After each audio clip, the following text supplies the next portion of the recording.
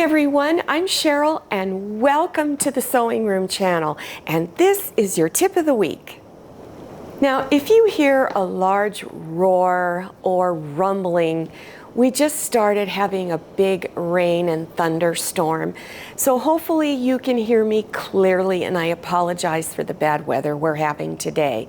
But today this tip is all about scrap busters and preparing your fabric for those scrap buster projects.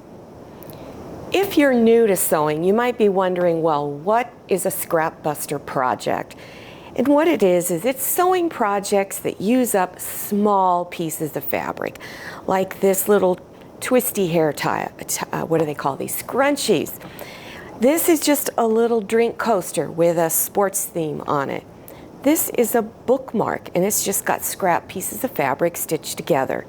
You can even make little pin cushions like these two. Let me show you a few other things. I have a lot of pre-cut pieces of fabric that I use, so when I'm ready to stitch some potholders really quick for a gift for someone, I'll make things like this. This is a 4-patch potholder because it's got 4 pieces of fabric on it. Then this is a 9-patch right here. These are 2.5-inch squares.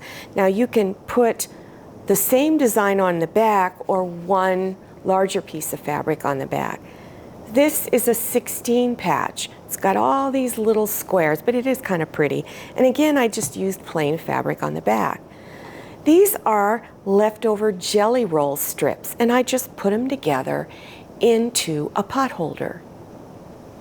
If you've never quilted before, quilting is just putting a lot of pieces of fabric together to create a specific design. And then sometimes it's a loosely shaped design, but it's to represent in some way. This is called the bear's paw design. And there's all these little pieces of fabric. A lot of quilters will pre-cut a lot of the fabric and they just store it off to the side, so when they're ready to start making a quilt or any other project, they can just pull those little pieces out. For instance, in the corners here, all 4 corners, these are just 2.5-inch squares, which is a very common size in a quilt, and they're called cornerstones. And I want to give a little shout out to one of my viewers because she is a quilter. That's all she makes. And she makes beautiful, detailed quilts. And she works with very, very tiny pieces of fabric. And her name is Conquering Mount Scrapmore with Brenda. I'll have a link to her channel. What's unique about her is that she's got little boxes with all these pre-cut strips in them.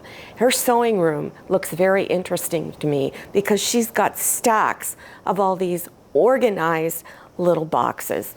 So let me show you some of the things I've done with my little pieces of scraps.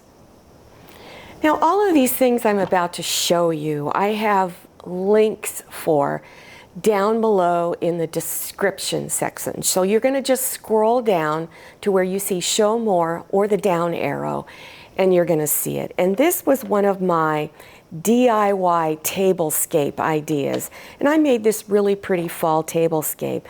But what's fun about this one is I just bought some twine, and I had a little box of all these little wooden beads in them. I think I bought them at Walmart.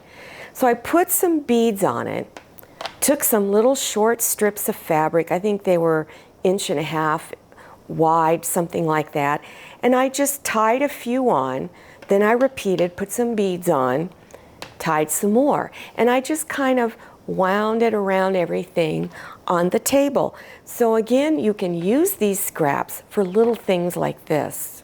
This is one of my favorite fall placemats.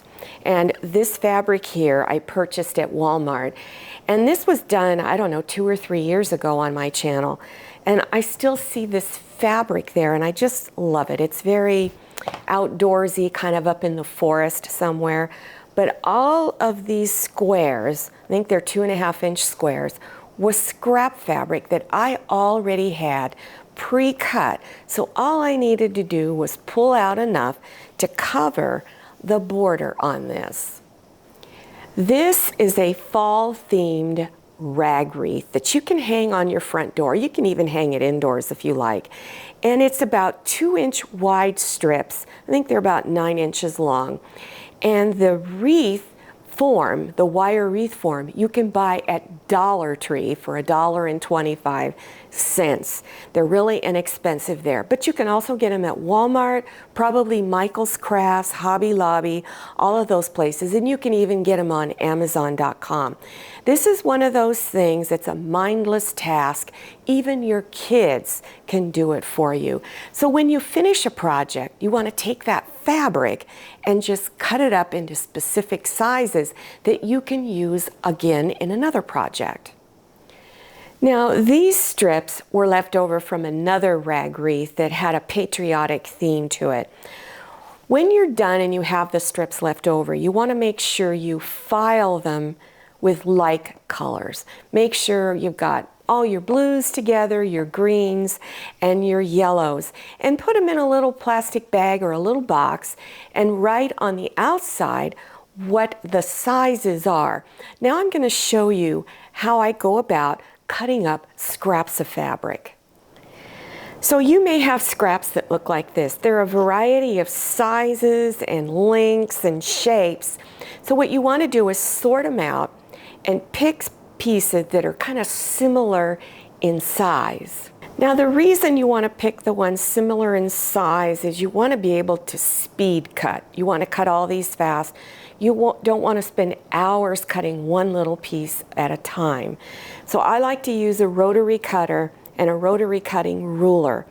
This one on top is my smallest piece, and I'm going to cut these into 3.5-inch squares, and anything I have left over, like some of this is going to be left over, I'll cut them in another size. So I'm first just going to cut this side here, and then I'm going to cut this side over here. Then I'm going to take this edge and bring it over around here. So I'm going to turn it, trying to keep everything together. And then I'm going to finish cutting that square.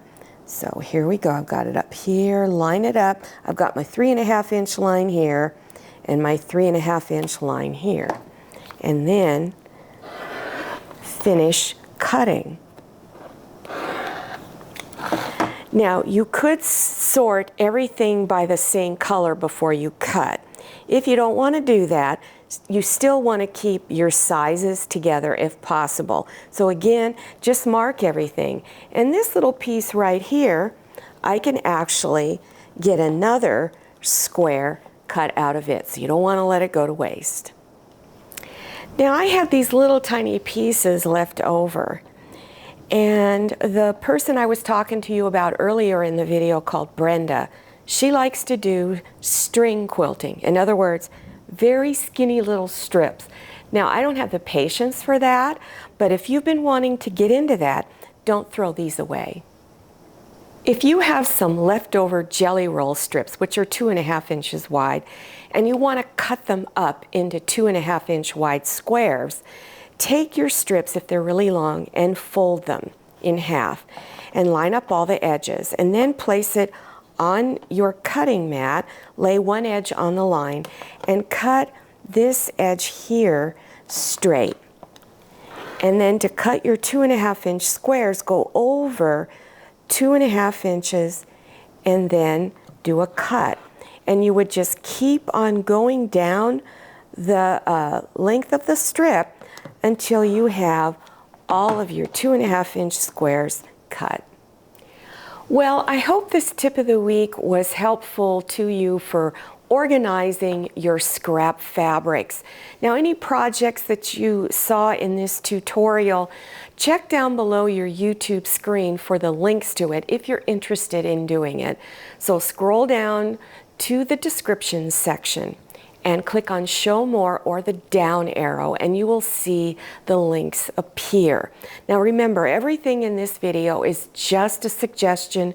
There's no rules. But if you have a suggestion or a helpful tip you would like to share, please leave a comment below. Now, also, don't forget to follow me on Instagram and check out my Facebook page. Thank you so much for watching, and I'll see you next time, and happy sewing.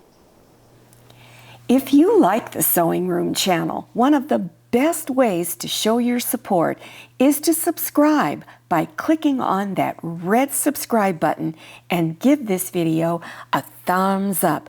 And don't forget to click on share to share this video with your friends. And make sure you click on the bell so you receive notifications for all my new videos. I'm Cheryl, this is Manny, and this is Scotty. See you next time.